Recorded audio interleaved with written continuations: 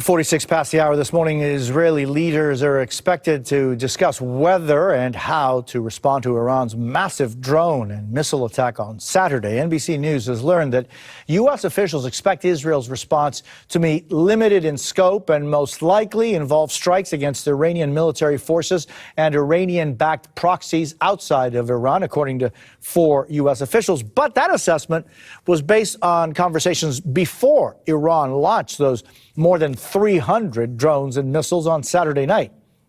U.S. officials stress they have not been briefed on Israel's final decision.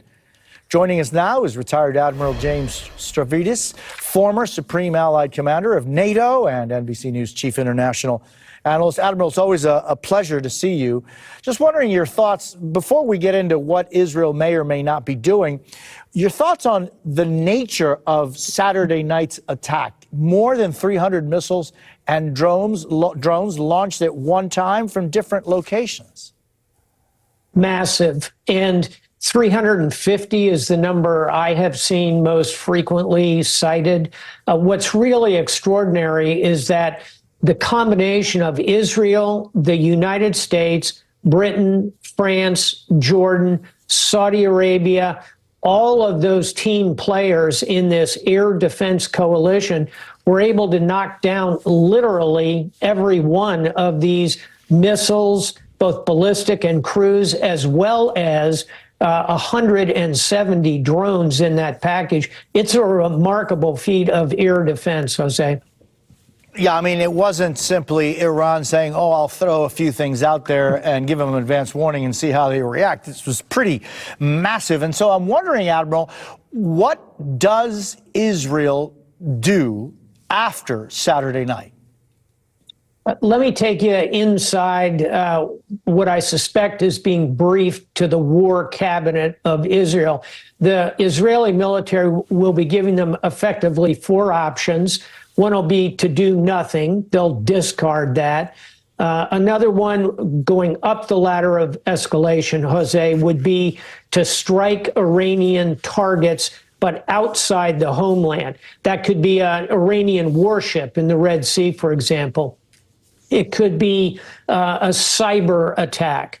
Going up that ladder of escalation, next would be strikes against targets inside Iran, but pure military targets, probably a factory where the drones are made, for example. And at the very high end, Israel could choose, I don't think they will, but they could choose to launch an equally massive strike back at Iran with drones, ballistic missiles, cruise missiles.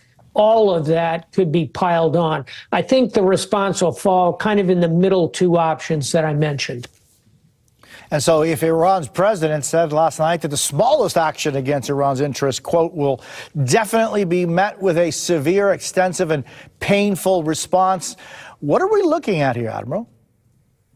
I think the good news is that we're probably 80% chance Israel will launch a limited response.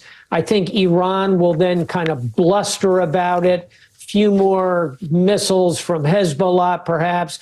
But I think this thing kind of slows down, 80% chance. Here's the bad news. 20% chance Israel chooses to go big at Iran. Iran could then choose to go big back at Israel. And the way they would do that is unleash Hezbollah, a terrorist organization in Lebanon, which has 100,000 missiles at its disposal. That's the nightmare scenario that the Biden administration and quite obviously the Netanyahu administration want to avoid.